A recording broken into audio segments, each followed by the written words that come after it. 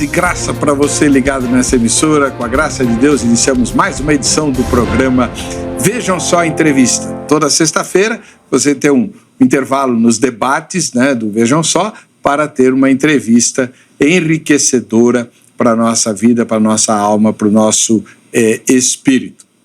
E a entrevista de hoje trata de uma questão muito polêmica e muito atual. A proliferação de pastores, pregadores e líderes que se encontram enfrentando depressão forte, O mote dessa nossa entrevista é esse livro aqui, que fala sobre depressão no altar. Então, um livro focado especificamente no mal da depressão, alcançando os ensinadores da palavra de Deus. O autor desse livro veio ao programa e nos dá muita alegria com a sua presença, é o pastor Alex de Melo Cardoso. Ele é ministro da Igreja Assembleia de Deus, do Ministério Madureira. Seja muito bem-vindo, pastor. Paz e graça. A paz do Senhor, fico feliz de poder retornar a esse programa e quero aqui mandar saudações ao senhor, à sua equipe tão profissional e manifestar a minha gratidão também a Deus por estar aqui para falar de um assunto tão necessário que é o da depressão. Onde fica a Igreja do Irmão? A nossa igreja fica na linda cidade de Embu das Artes, no bairro Parque Esplanada.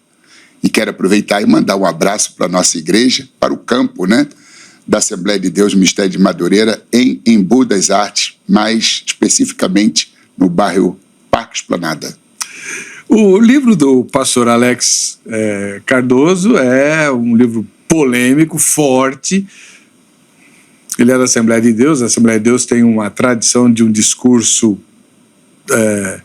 feito com energia, e ele defende com unhas e dentes, tanto físicos quanto espirituais, que a depressão é um direito do pregador, do pastor, enquanto ser humano. O que vai polemizar com muitos irmãos e irmãs, inclusive pastores, etc., que acham que a depressão é um mal decorrente da falta de fé.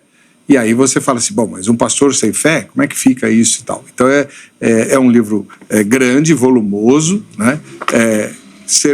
ele é balizado em uma bibliografia extensa e tem o aval de vários profissionais das ciências psicológicas tratando dessas questões aqui. Agora, o pastor, nós usamos um dos títulos do seu livro, um dos capítulos do seu livro, o título de um dos capítulos, como aquilo que a gente chama de GC, o tema do programa. E o capítulo tem a seguinte frase, por isso está entre aspas, essa frase é do pastor Alex. Se a dor não for sua, não lhe cabe chamar de frescura. Uau! O senhor é sempre muito agressivo? Não, normalmente eu sou calmo e tranquilo, mas eventualmente todo homem traz dentro de si agressividade, emoções negativas e positivas, e às vezes, dependendo das circunstâncias ou do tempo em que a gente vive sob pressão, a gente pode sofrer algum descompasso, desalinhamento e manifestar um comportamento que não é o normativo.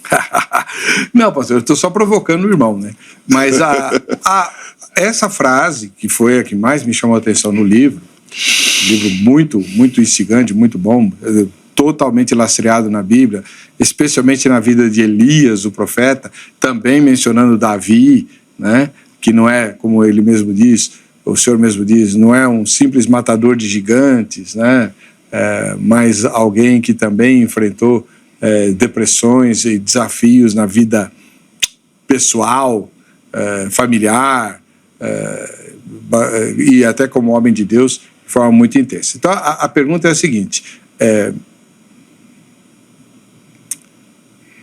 me parece que o irmão, de certa forma, se irrita ou se revolta, assim como eu, com essa tendência de muitos pastores e líderes de achar que depressão não é um mal que possa atingir um crente. É verdade? Sim, eu acho que é uma distorção da realidade, né? Eu me converti na década de 80 nas Assembleias de Deus, do Ministério de Madureira. E respondendo como um pastor do Ministério de Madureira, eu percebi que já naquela época havia, assim, a prática daquilo que nós convencionamos chamar hoje de teologia do triunfalismo, em que os líderes zelosos, íntegros, mas que equivocadamente levantavam uma bandeira como se eles fossem super-homens, porque eles não se expunham no sentido de demonstrar o quanto eles eram humanos e vulneráveis, frágeis, porque essa auréola da sacralidade, né, ela não permitia com que o membro, o subordinado, o obreiro, visse no líder uma figura de um ser humano comum, mas de um super-herói. E eles, os líderes, não generalizando, faziam questão de manter essa visão, essa imagem, né, de um super-herói. Só tem que, independentemente de ser líder ou não, é um ser humano de carne, ossos, sangue, músculo, pele, cartilagem e tutano. E me perdoe a expressão, talvez ela não caiba bem, mas usamos todos vaso sanitário, usamos todos papel higiênico, inclusive os líderes mais consagrados, mais dedicados ao Deus da obra e à obra de Deus. Ou seja, não cabe a nós uma projeção de uma imagem absolutamente celeste. Não, porque isso afasta até o membro, ou a ovelha. Quando a ovelha percebe que o seu líder ele é tão humano quanto, o senhor citou aí um dos personagens centrais da obra Depressão no Altar, quando pastores e obreiros precisam de ajuda. O emblemático profeta Elias, o profeta do fogo, intimorato, audacioso, fervoroso, corajoso, um homem que realizou tantas proezas, mas que, de repente, ele se flagra com os seus sentimentos aos frangalhos e foge para não morrer, vai para o deserto, se senta debaixo de um arbusto, de uma giesta, de um zimbro, e faz uma oração pessimista desejando a morte, dizendo: já basta, ó Senhor, porque é melhor morrer do que viver. E o apóstolo Tiago, na carta que leva o seu nome, capítulo 5, versículos 17 e 18, ele diz que Elias é um homem sujeito às mesmas paixões que nós. Será que existe algum líder religioso que está nos assistindo que tenha a coragem de dizer que está num nível superior ao de Elias, que ora mais do que Elias, que é mais consagrado do que Elias? Se Elias, que é uma das figuras mais emblemáticas do Antigo Testamento, exemplo de vigor, de dedicação, de coragem, de ousadia, de integridade moral e de espiritualidade sadia, sucumbiu à dor da depressão. É claro que esse termo ele é relativamente novo, né? Tem quase 200 anos e foi cunhado por um psicólogo alemão. E a gente sabe que muitos personagens bíblicos passaram pelo mesmo vale, só tem que não era conhecida a expressão depressão. Depressão é pressão demais. Se você nunca teve, não julgue, ajude. Vamos lá. Olha, nós estamos gravando o programa, porém a gravação está sendo transmitida em tempo real pelo YouTube. O programa só vai ficar gravado ou arquivado, digamos assim, no YouTube, depois que ele for exibido na rede aberta. Mas nesse momento, durante a exibição da gravação, se você estiver assistindo e quiser mandar perguntas ou fazer comentários, mande para as nossas redes sociais, né? Programa Vejam Só, que a gente insere aqui durante a gravação. É como se você estivesse aqui no nosso auditório, tá bom? Participando da gravação. E antes que eu me esqueça, vamos direto para a nossa enquete, que também é uma pesquisa.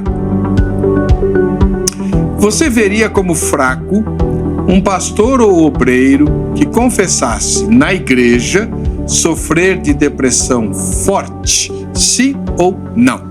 Ao final desta gravação, a gente vai ver o resultado parcial da enquete que está no ar. O senhor falou, pastor, que depressão é excesso de pressão? Exato. Traduz, como é que a gente falava antigamente? Troca em miúdos.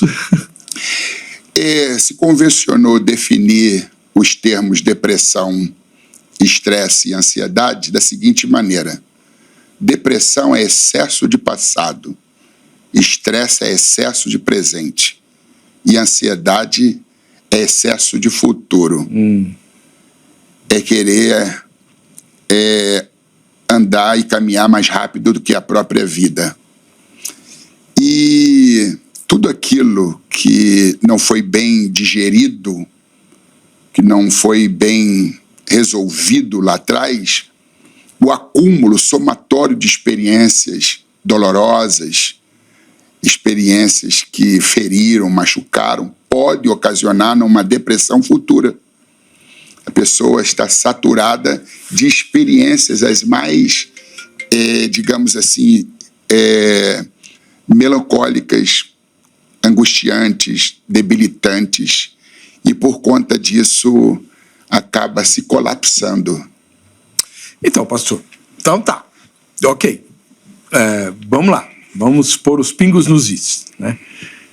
Se a depressão tem a ver com uma incapacidade de lidar com as questões passadas da vida, né? O senhor falou excesso de passado, algo que oprime a gente e que a gente não pode mudar porque já aconteceu. Diferentemente da ansiedade, que a ansiedade é o medo do que vai acontecer ou o medo de não acontecer, enfim, é a questão do futuro. É um sofrimento antecipado. É um sofrimento antecipado, né? Na depressão, as coisas já aconteceram e você não pode mudar o passado. Não seria, a solução não seria confiar naquele que te conduziu pelo vale da sombra da morte, que já ficou para trás, confiar em Deus? A fé não é a melhor solução para a depressão? Sim, mas a fé ela não dá imunidade aos transtornos mentais.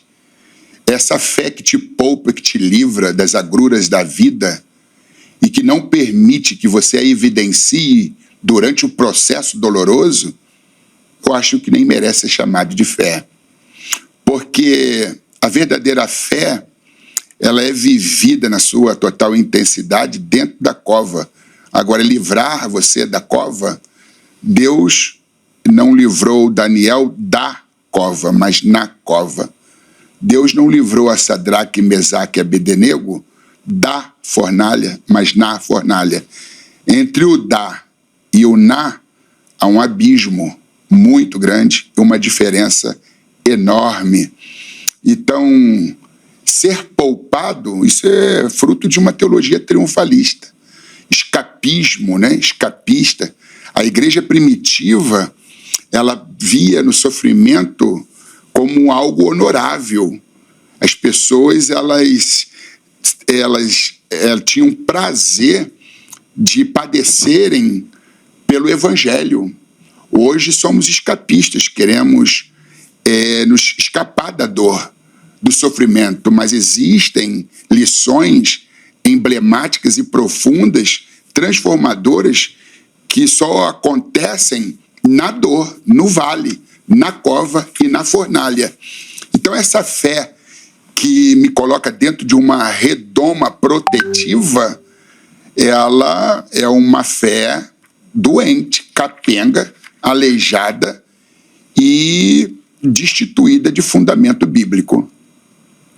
Então, trocando em miúdos, o que o irmão está dizendo não é que a fé não nos cure da depressão. O que a fé não faz ela não nos impede de tê-la, é isso?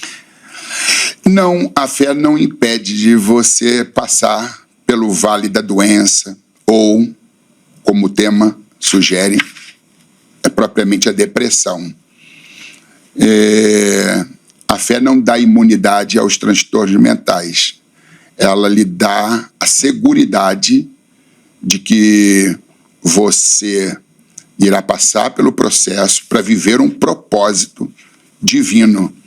Então isso não desmerece, mas na concepção desses defensores da teologia triunfalista, isso deslustra, isso é um ataque à reputação. Eu, um pastor depressivo, eu, um pastor que sofre de ansiedade, então isso é fruto do orgulho. O pastor não é um super-homem, a pastora não é uma mulher maravilha. Somos todos, como disse há pouco, de carne, ossos, sangue, músculo, pele, cartilagem, tutano. Somos todos vulneráveis, e foi exatamente em função de ter percebido isto muito mais de forma intensa lá no passado, em que os líderes não davam essa abertura, não demonstravam a sua humanidade, que me fez pensar sobre esta obra que eu já vinha cogitando escrevê-la, e acabei por não só escrever, mas publicá-la também, para desmistificar essa ideia equivocada de que a fé, e muitos ousam até dizer que é demônio. Sim, em alguns casos pontuais, possa ser uma influência demoníaca, pode sim ter os tentáculos de Satanás ali, mas não podemos generalizar, não podemos colocar tudo na vala comum. Pastor, uma das coisas que o senhor tem falado, que acho que explica, pelo menos em parte, o que a reação de um número grande de pessoas em relação à doença da depressão, como vendo um mal espiritual e não um mal humano, né? O senhor fala de transtornos mentais. A depressão é um dos transtornos mentais. Para a gente falar dos outros. Normalmente, ainda que de modo não explícito, grande parte dos cristãos entendem a mente como uma manifestação da alma ou do espírito, sei lá, né? Para mim nunca ficou muito clara a diferença entre alma e espírito, né? Mas a mente seria a alma. Tanto é que em grego, né, que dá origem à psicologia, psique é a alma, né? Então, a alma não é o lugar onde Deus se instala na pessoa do Espírito Santo, naquele que é crente, e, portanto, ela não estaria resguardada de transtornos? Ninguém nasce pronto. A gente é construído ao longo da vida, dos tombos, das quedas. Os grandes homens hoje que nós admiramos, cheios de experiências, eles são experientes por conta da vivência. Mas os que estão acertando hoje erraram muito no passado. E a gente conhece um campeão no pódio, mas o campeão não é feito no pódio, ele nos é apresentado no pódio. Ele é entretecido, ele é costurado, ele é, digamos, feito nos bastidores, nos treinamentos, no suor, na expressão de dor, na disciplina, na renúncia, na abdicação. Então, esses que nós admiramos, porque alcançaram um patamar muito grande, inclusive servem de paradigmas, de modelos, eles foram imaturos. Eles aprenderam através do vale da dor, das muitas quedas, dos muitos tombos. Então é um preparo em que somente a vida que primeiro aplica as provas para depois ensinar as lições. Eu mesmo, em 95, quando da perda do meu irmão, e já sou pastor desde 1988, uma exceção à regra, porque naquela época, nas Assembleias de Deus, não se levava ao ministério pastoral jovens, e eu tinha, à época, 20 anos de idade. E era solteiro, era uma outra incógnita. Então, eu fui uma excepcionalidade. E em 95... Isso foi em São Paulo? No Rio de Janeiro. Eu sou carioca, né, de nascimento, e paulista de coração. Estou há 14 anos e meio aqui, por determinação do meu líder, Bispo Samuel Ferreira, presidente da nossa Convenção Nacional, CONAMAD, a Assembleia de Deus Mistério de Madureira. Aqui ele preside com muita galhardia. E lá no Rio de Janeiro, onde vivi até os 41 anos, quando da minha transferência para cá, e já se somam mais 14 anos e meio, que nós estamos atuando em São Paulo. E quando da perda do meu irmão Sancler Cardoso, que foi um sociólogo e policial, inspetor do presídio Henrique Roxo, um presídio psiquiátrico, ele sofreu uma queda na quadra de esporte daquele presídio, quando eu estava levando os detentos para tomar banho de sol e também para exercícios físicos, e ficou tetraplégico. 8 dias depois foi fazer uma correção, uma intervenção cirúrgica, houve um rompimento da medula e ele faleceu. Foi muito triste, muito dolorosa para mim o enfrentamento dessa perda. E existem 3 tipos de, pelo menos nas minhas buscas, pesquisas, eu descobri que existem 3 tipos de depressão. A depressão endógena, a depressão exógena e a depressão atípica, que popularmente é conhecida como a depressão sorridente. O que é depressão exógena? É aquela depressão que está ligada a fatores externos, circunstanciais, como perda de um ente querido, falência de um negócio, desemprego, divórcio, abandono. Um cônjuge cisma e vai embora sem deixar sinais, e a rejeição, o abandono, que são emoções e sentimentos autodestrutivos, né, que esmagam a alma, acabam gerando uma depressão. Poderia citar aqui vários outros acontecimentos que podem desencadear uma depressão. E a depressão endógena, ela tem a ver com fatores internos, são fatores biológicos. Existem pessoas que nascem com déficit de neurotransmissores e que só um psiquiatra, para fazer a avaliação do quadro, é que vai chegar a um denominador comum, se é falta de serotonina, dopamina, ocitocina, noradrenalina e uma pluralidade de outros neurotransmissores. Na sua avaliação, ele vai chegar a um denominador comum e vai receitar o uso de substâncias para reposição, para nivelar o grau. Vou citar aqui apenas a serotonina, que é o hormônio da felicidade. E aquela pessoa vai precisar desse tratamento ao longo de toda a vida, porque ela foi diagnosticada com depressão endógena. Existem crianças depressivas, adolescentes depressivos, jovens com futuro promissor que estão depressivos, adultos, anciãos, e essas pessoas precisarão de um acompanhamento, uma psicoterapia e um tratamento medicamentoso para toda a vida. E existe a chamada depressão atípica, que é a depressão sorridente. pessoas que não são afastadas do trabalho, nem da faculdade, dos cursos, elas continuam tocando a vida. Se são pais, cumprem suas obrigações da paternidade e maternidade, só tem que elas estão aos frangalhos, elas estão vivendo uma crise existencial, um caos interno, e elas estão sorridentes.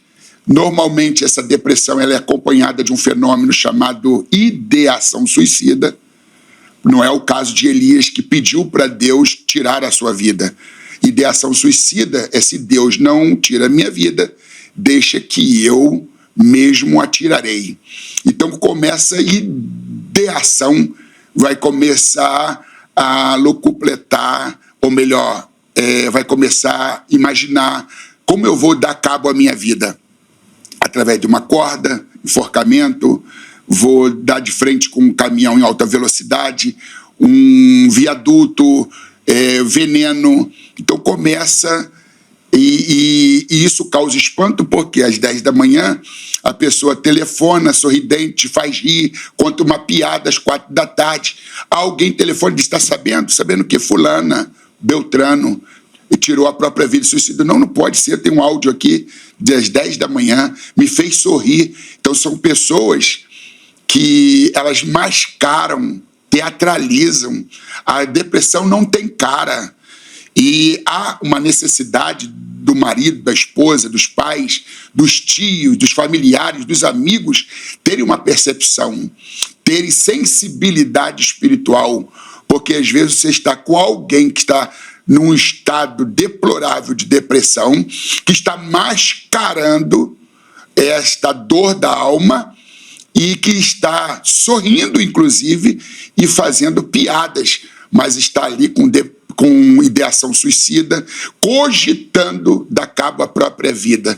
Então, depressão não é frescura. Se você nunca teve, não julgue, ajude. E às vezes falta essa sensibilidade da gente penetrar a alma. J.I. Packer, um pastor anglicano, ele, num culto de formatura em que os recém-formados seriam designados a assumirem igrejas, ele disse assim: vocês querem ser bem-sucedidos como pastores? E eles aqueceram com a cabeça e disseram: queremos. Então preguem sobre sofrimento, preguem sobre sofrimento, preguem sobre sofrimento, porque há um coração despedaçado em cada banco. Então, quando o pastor se posicionar no púlpito e não tiver certeza de que qual é o tema que ele deve explorar, se é sobre fé, sobre amor ou sobre solidariedade, voluntariado, na dúvida, pregue sobre sofrimento, porque há um coração despedaçado em cada banco. O que difere um ser humano do outro é que uns sofrem mais, outros sofrem menos, mas todos nós sofremos. E quem sabe sofrer, sofre menos. Quem não sabe sofrer, sofre mais. E cabe o líder ter sensibilidade para poder perceber que por detrás de um sorriso e de um rosto leve há uma alma pesada, dilacerada e aos frangalhos. Mas, pastor, veja bem, tudo isso que o senhor falou é verdade, mas a gente não consegue imaginar essas realidades escuras, essas realidades destruidoras, sendo acalentadas num coração de quem ora todos os dias, busca Deus na palavra e exerce fé é confiar em Deus, né? Então, por mais agudas que sejam estas dores e estas forças destrutivas, a fé não vai ajudar a... Sim, a fé vai ajudar, e muito. Há um grande empresário executivo chamado Andrei Solomon. Ele é nova-iorquino. Ele diz que a depressão se cura com fé, com remédio e com terapia. Então, a fé é imprescindível, a fé é fundamental, mas a fé, volto a dizer, não te dá imunidade aos vales, aos desertos, aos transtornos mentais. O senhor mencionou 3 tipos de depressão, então cada um deles tem uma causa diferente, né? Mas acho que a depressão mais comum que a gente tem visto é aquela que o senhor experimentou, exógena. Fruto da dor, das experiências, das circunstâncias adversas. Como é que o senhor lidou com esse luto Na verdade, o luto, né? Ele foi muito amargo para mim. Meu irmão era o irmão mais velho e abaixo de mim só tem um caçula. E a nossa relação não era apenas de irmão para irmão, mas era como que ele exercesse a paternidade sobre mim, tendo em vista que eu já havia perdido o meu pai e já estava bem sensível e susceptível à perda do meu pai. Aí, aquele que passou a substituir o meu pai, até mesmo no trato, no assistencialismo, porque ele me ajudava muito financeiramente, procurava sempre saber das minhas necessidades, da necessidade da minha esposa, que à época estava grávida do primeiro filho. Então, e a gente tinha uma amizade muito grande. E essa ruptura, ele foi levado precocemente aos 40 anos de idade. De forma abrupta, estúpida. Então, isso sem aviso prévio, né? Isso abalou a fé do irmão? Abalou, sim. Inclusive, eu sofri de anedonia durante 1 ano e meio. O que é isso? Anedonia não é um transtorno, anedonia não é uma doença. Anedonia é um sintoma da depressão. 70% das pessoas que sofrem de depressão, elas sofrem de anedonia. O que é anedonia? Anedonia é a perda do prazer naquilo que lhe dava prazer. Vamos supor, tem um hobby, sempre viveu em função daquele hobby. No processo de depressão, quando acompanhado de anedonia, aquela pessoa já não tem mais nenhum encanto. Um colecionador de relógios, um surfista, a plancha de surf não tem significado nenhum. E às vezes nutre até aversão. Não só não tem prazer, como passa, digamos, depreciar aquilo que dava tanta importância e valor.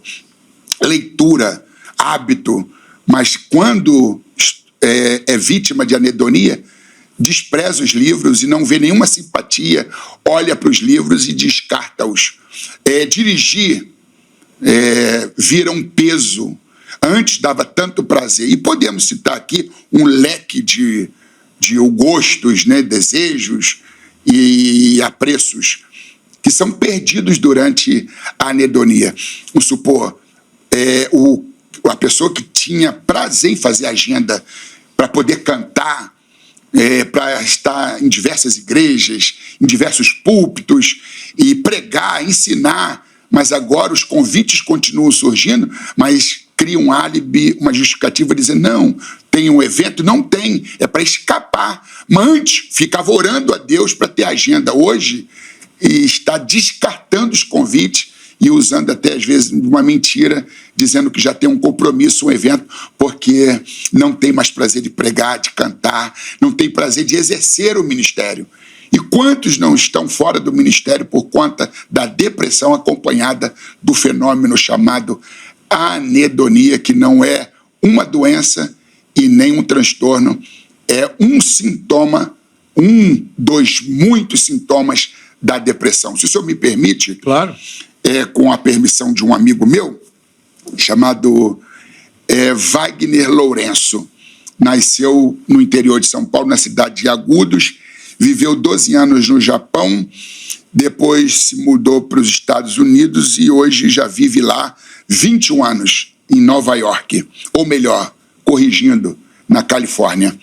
Eu estive recentemente, em maio deste ano, em Atlanta, pregando numa EBOL, Escola Bíblica de Obreiros e Líderes, falando sobre o tema liderança transformacional.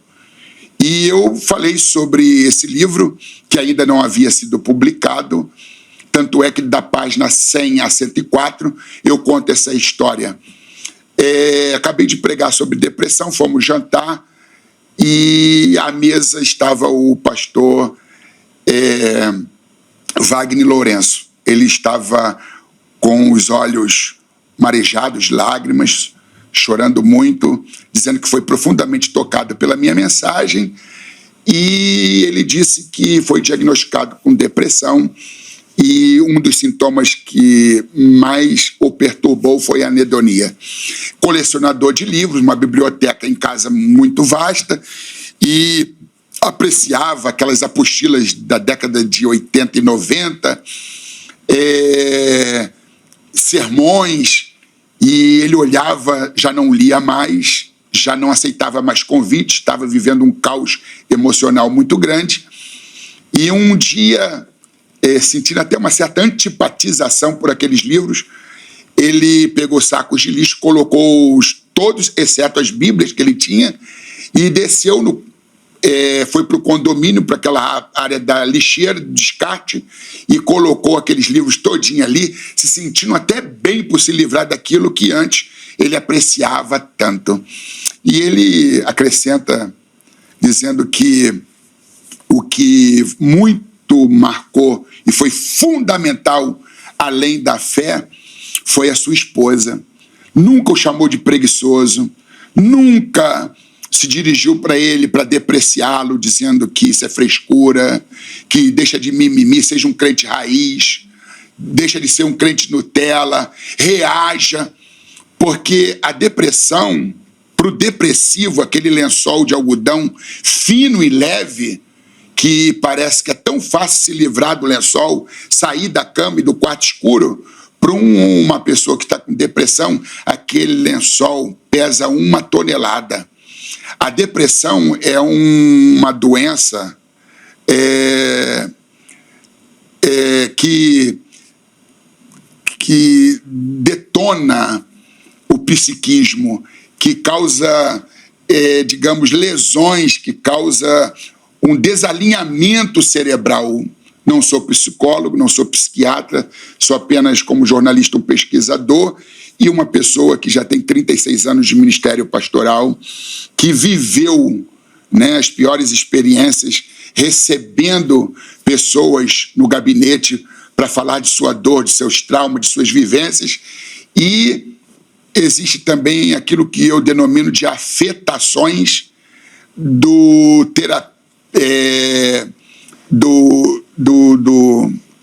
consultório, fazem adoecer o terapeuta. As afetações do gabinete pastoral fazem adoecer o pastor.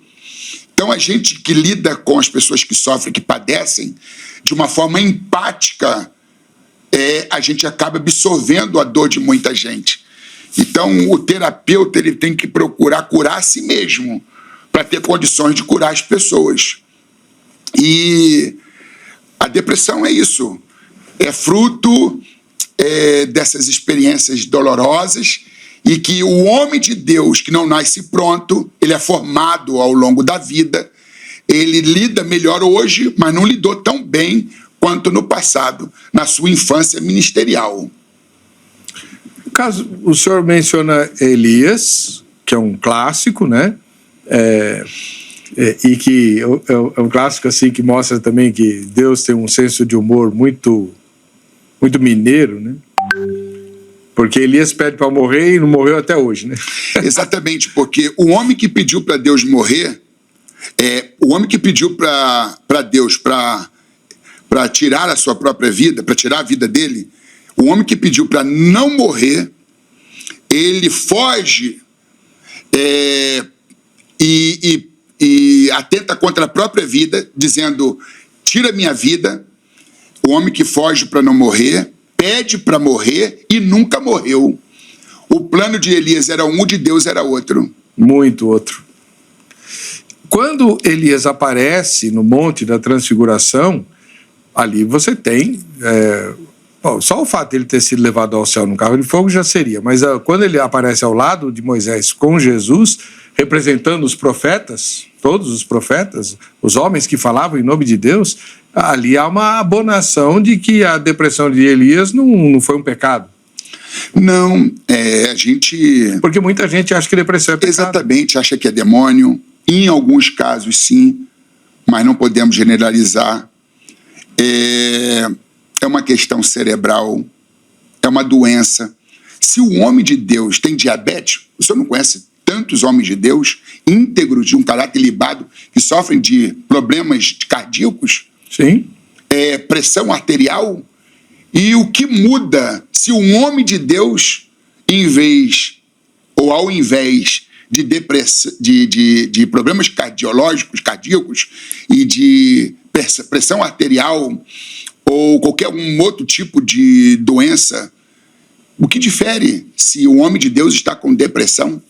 Nós vemos Davi, muitos dos seus salmos são melancólicos, ele demonstra profundo abatimento, e outros tantos salmistas que contribuíram para o fechamento do livro dos Salmos, que tem assim, uma linguagem de melancolia, de melancólica, uma linguagem totalmente depressiva, que são os vales, as lutas, as desventuras, a dor.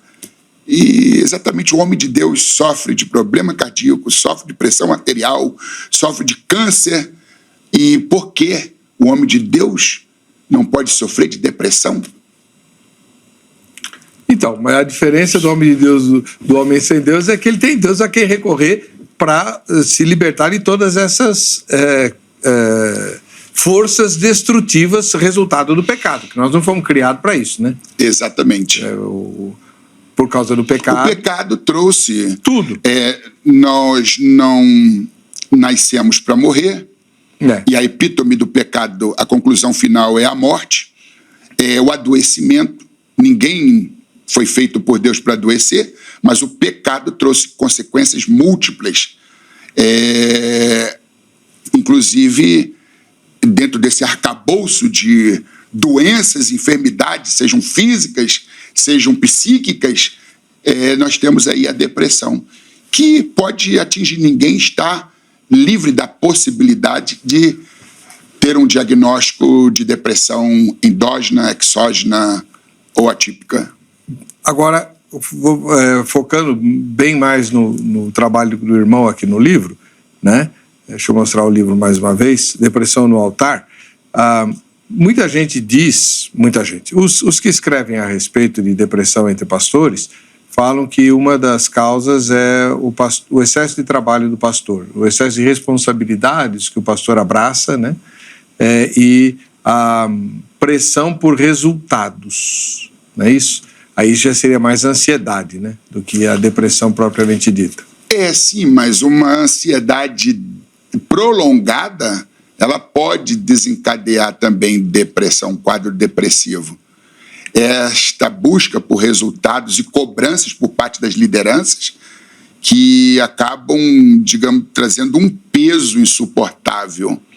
Então as pessoas colapsam, né? O mundo está colapsado e parece que o problema vai se agravar até 2030, conforme prevê a OMS. E a sociedade está se colapsando e, inclusive, isso reflete a igreja, porque a igreja é composta de pessoas, de seres humanos. Não de anjos. E não de anjos, né? De seres planetários. Como é que um pastor pode se prevenir? Porque, assim, vira e mexe, acontece, todo mundo fica sabendo, porque hoje não tem como esconder nada, né? De pastores que põem fim à própria vida, enfrentam um processo depressivo agudo, longo, ou crônico, então, né? Forte, e acabam pondo fim à própria vida. Isso choca violentamente, né? Até porque, esse é outro assunto, né? Mas graça no meio evangélico, por uma herança errada, a ideia de que aquele que põe fim à própria vida está condenado à perdição eterna, né?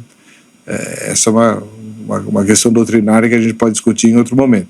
Porém, como é que um pastor, ou um líder, um obreiro, que vive, ele colocou a vida dele no altar, certo? Ele está a serviço de Deus. Servir a Deus significa servir o próximo. Ele vai receber cargas, como o senhor descreveu muito bem aqui, e no seu livro melhor ainda, né? Cargas, ele vai acabar adoecendo se ele não souber se prevenir. Como é que ele se previne?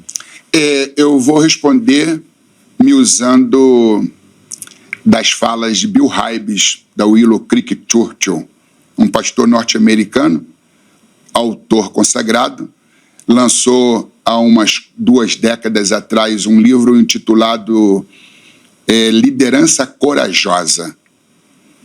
E nesta obra publicada pela editora Vida, ele fala para criar um planejamento sustentável e que os líderes eles devem se fazer uma pergunta: será que o ritmo que eu estou fazendo a obra de Deus não está destruindo a obra de Deus em mim? E citando Essa aqui... pergunta é legal, repete. Sim. Será que o ritmo em que eu estou fazendo a obra de Deus não está destruindo a obra de Deus em mim? Então a gente vê que muitos líderes sucumbem.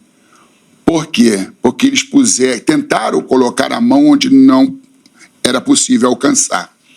A Bíblia diz em Eclesiastes 9:10, se não me trai a memória: tudo quanto vier à tua mão para fazer, faze-o conforme as tuas forças.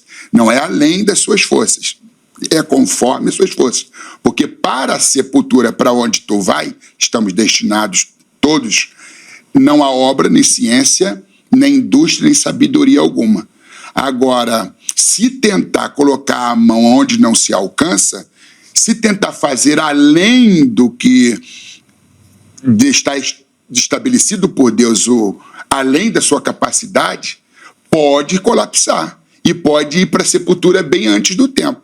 E eu quero citar aqui um caso emblemático de Robert Murray McCain, um pregador jovem escocês que pôs no coração o desejo enorme de alcançar todo o seu país, que não é grande territorialmente, mas ele focou a missão evangelística e evangelizadora e diz: eu vou evangelizar a Escócia.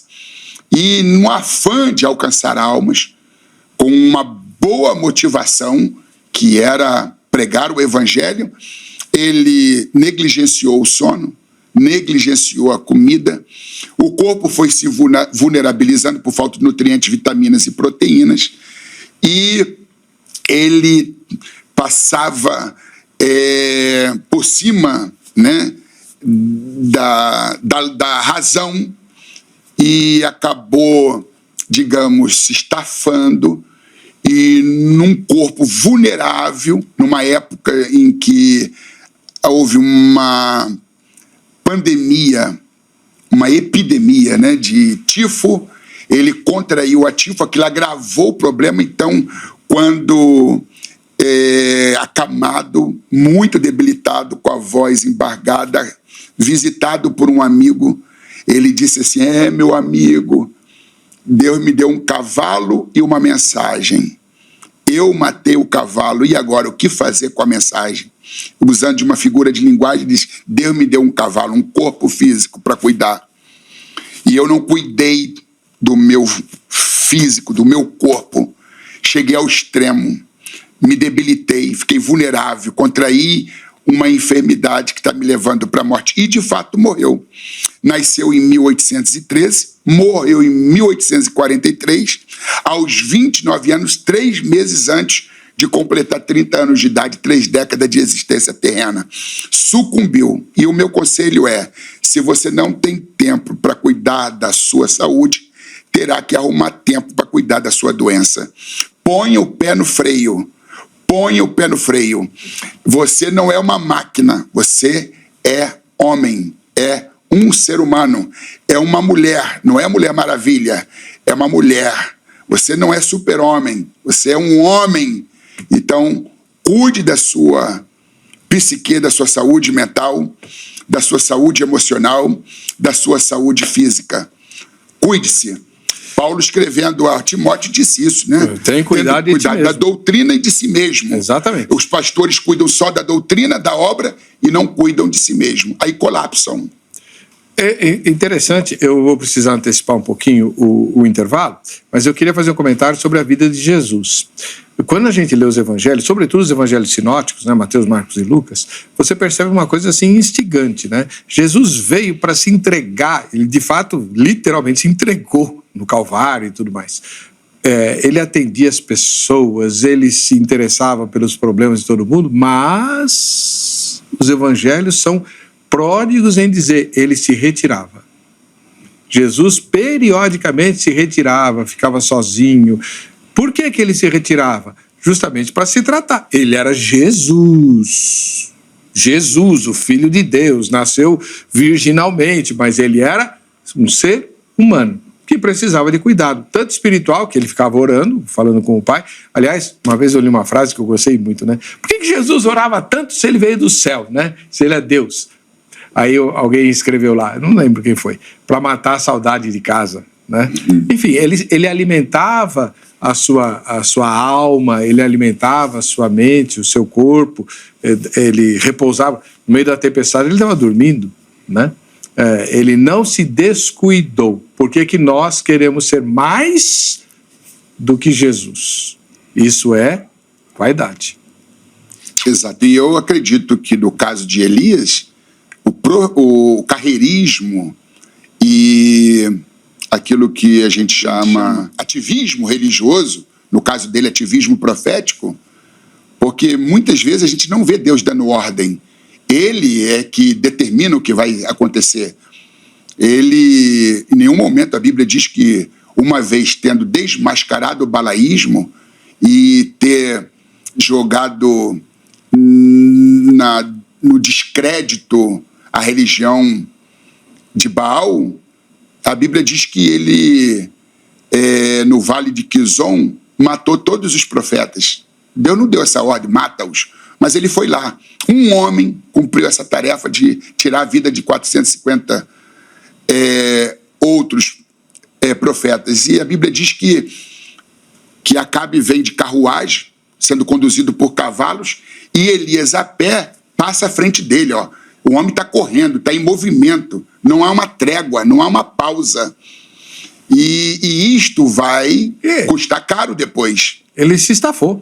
E se estafou, exatamente. E como Jesus, né, um exemplo emblemático aí, citado pelo Senhor, que estava no meio da multidão, estava sempre atendendo, assistindo, abençoando, mas ele de repente sumia, estava num lugar ermo, só ele e o Pai, repondo as energias, se reabastecendo.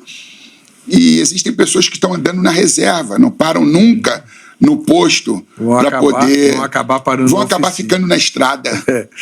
Deixa eu chamar o intervalo. Antes, não se esqueça nunca do curso da Agrade.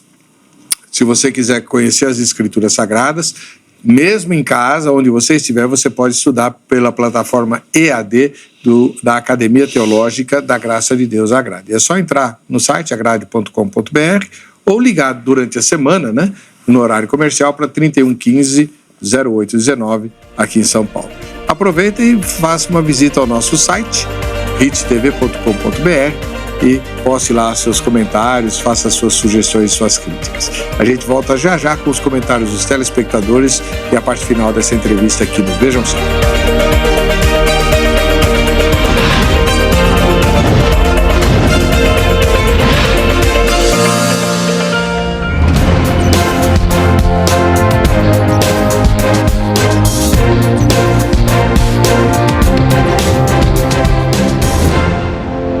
Esse é um dos canecas do programa. Eu levei 23 anos para ganhar a minha primeira caneca, vejam só. Né? Você não, você já vai poder ir lá e comprar a sua, tá bom? Bom, o Enilson fez o seguinte comentário a respeito do tema e da enquete que a gente publicou, né? Compreendo que a depressão é uma disfunção neuroquímica no cérebro e não uma falha espiritual. É isso mesmo, pastor? Sim, concordo de gênero, número e grau. Parabéns pela sua contribuição. Então ela seria, vou fazer uma comparação bem esdrúxula, tá? Ela seria equivalente a uma dor de dente? Tipo, assim, é um mal orgânico. né? Assim como a dor de dente é orgânica, a gente não ora repreendendo a dor de dente, né? Então, por que A gente se cuida, né? Sim, nesse sentido, concordo também. É uma doença multifatorial, vem de diversas fontes, e que quando aflora no cérebro, lesiona, causa danos, e aquela pessoa não tem domínio sobre isso, ela não tem responsabilidade, não tem como reverter isso, independentemente se ela é ou não cristã, se ela é ou não uma liderança. O Igor diz assim, o Igor comentando a depressão, a enquete pergunta o seguinte: você veria como fraco um pastor ou obreiro que confessasse na igreja sofrer de depressão forte? O Igor diz, eu diria que ele precisa se apegar mais às coisas do alto. Sim, é o caminho, é o exercício da fé. Porém, nenhuma pessoa fica depressiva, deprimida, porque ela é fraca. As pessoas se deprimem porque elas foram fortes demais. E o fato de terem ficado por tanto tempo na linha de frente, combatendo e demonstrando força, é que elas colapsaram. Só a gente sabe o quanto dói tentar ser forte o tempo todo. E o tempo todo a gente não consegue ser forte. E Paulo, que teve a prerrogativa de conhecer em vida o céu pelo lado de dentro, ficou ensoberbecido por conta das palavras inefáveis, daquilo que ele viu, que poucos tiveram o privilégio de ver em vida, e para que não se ensoberbecesse, palavras do próprio Paulo, foi-me dado a saber um espinho na carne, um mensageiro de Satanás para me esbofetear, pelo qual orei 3 vezes ao Senhor. Olha, ele orou e Deus não curou. Antes disse, a minha graça te basta. Então, as pessoas que têm depressão exógena, ou melhor, depressão endógena, por exemplo, que nascem com déficit de neurotransmissores, que precisarão de um acompanhamento, de uma psicoterapia, de um tratamento medicamentoso ao longo de toda a vida, elas dependerão da suficiência da graça de Deus.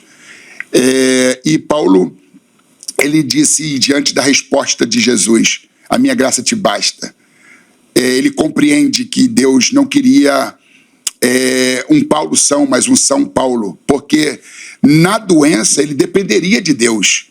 E existem pessoas que são autossuficientes, era o que Paulo estava se tornando. Toda a minha eficiência, sem a suficiência de Cristo, é pura deficiência. E Santo Agostinho diz, o bispo de Hipona, teólogo negro argelino, nascido na Argélia, um país africano, que a suficiência dos meus méritos está em eu saber que os meus méritos não são suficientes. E Paulo teve que aprender isso, através do espinho que o fez orar.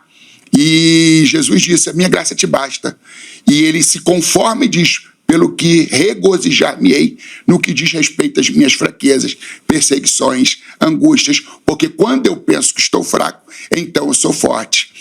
Deus não caminha com um homem que marcha na sua própria força. E aprendeu a maior lição aquele que aprendeu a depender de Deus. E muitas vezes Deus permite a depressão ou qualquer outro tipo de experiência traumática, tratamento de choque, para poder trazer a pessoa de volta aos seus pés, tornando, digamos, dependente de Deus. É a figura do pastor que precisa disciplinar a ovelha que está distante do rebanho, né? Exatamente. Assim, o pastor supremo disciplina o pastor terreno. Beta Salim publicou o seguinte: somos seres humanos. Confessar pode ser um grito de socorro, às vezes o último. Se ele não for ouvido, pode ser o último, mas se ele for ouvido, como que a gente ajuda alguém que está sofrendo depressão? Um líder que está sofrendo depressão? Por favor, pergunte de novo. O que a Beta diz é que, muitas vezes, confessar que estamos passando por depressão pode ser um grito de socorro, às vezes o último, porque esse grito pode não ser ouvido, né?